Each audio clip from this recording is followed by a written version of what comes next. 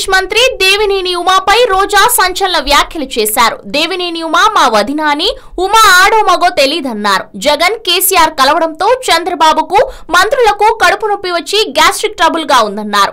దేవినేని ఉమా జగన్ కేసీఆర్ కలయికలను తీవ్రంగా వ్యతిరేకిస్తున్నారని, ఉమా ఆడనా మగనా అన్న ఉమా మహేశ్వరరావు కేసీఆర్ విజయవాడ వచ్చినప్పుడు స్వాగతం పలికింది మర్చిపోయాడేమో అన్నారు.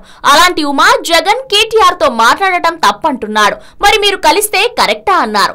అమరావతికి శంకుస్థాపన చేసేటప్పుడు కేసీఆర్ ను పిలిచి శిలాఫలకం మీద పేరు టీడీపీ వారే వేయించలేదా అన్నారు. మీరు ఇష్టం వచ్చినట్లు ఎప్పుడైనా ఎవరితోనైనా పొత్తులు పెట్టుకోవచ్చు.